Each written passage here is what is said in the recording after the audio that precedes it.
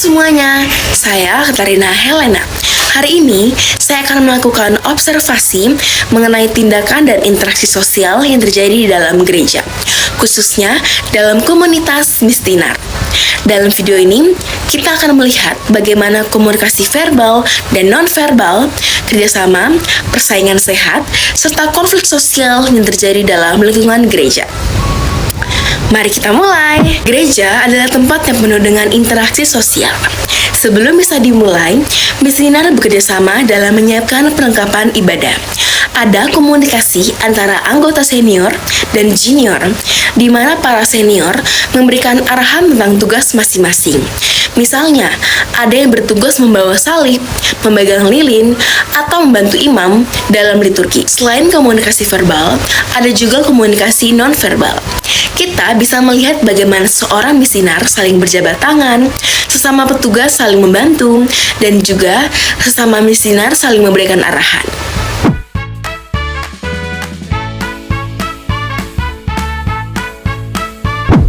Interaksi sosial verbal terjadi ketika seseorang berkomunikasi secara langsung dengan kata-kata. Dalam gereja, ini terlihat saat pastor memberikan homili atau ketika seorang misioner bertanya tentang tugasnya kepada seniornya.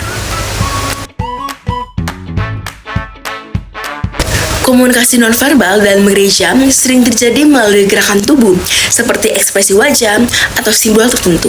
Misalnya, membuat tanda salib saat memasuki gereja adalah simbol penghormatan.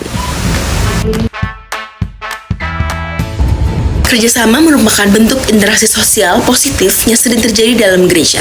Sebelum misa, para misioner bekerjasama menata altar dan menyiapkan buku liturgi.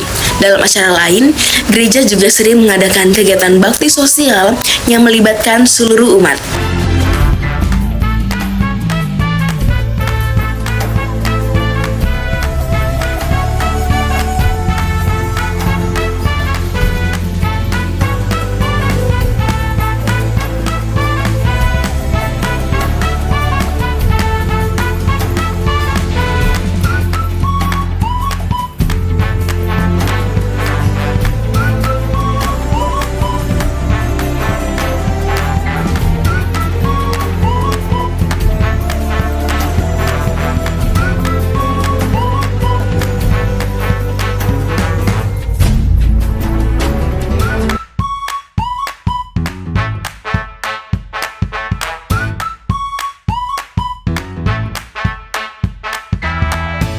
Persaingan dalam gereja bukan sesuatu yang buruk selama dilakukan secara sehat.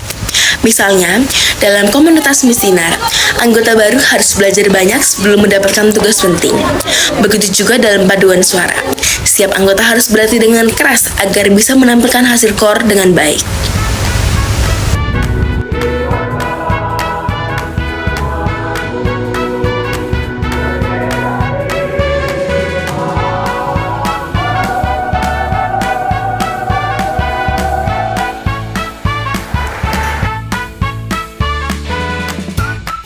Konflik sosial bisa terjadi di mana saja, termasuk dalam gereja. Misalnya, dalam komunitas misioner, bisa saja ada perbedaan pendapat tentang pembagian tugas. Namun, konflik ini dapat diselesaikan dengan musyawarah dan komunikasi yang baik. Dari observasi ini, saya belajar bahwa interaksi sosial dalam gereja sangatlah beragam. Ada komunikasi verbal dan non-verbal yang membantu kelancaran ibadah, kerjasama dalam berbagai tugas, persaingan sehat untuk meningkatkan kualitas pelayanan, serta konflik yang bisa muncul tetapi dapat diselesaikan dengan baik. Kehidupan dalam komunitas gereja mengajarkan kita pentingnya nilai, norma, dan budaya dalam membentuk interaksi sosial. Apa yang saya amati di sini bisa diaplikasikan dalam kehidupan sehari-hari, bahwa setiap interaksi yang baik akan menciptakan hubungan sosial yang harmonis. Terima kasih telah menyaksikan video ini.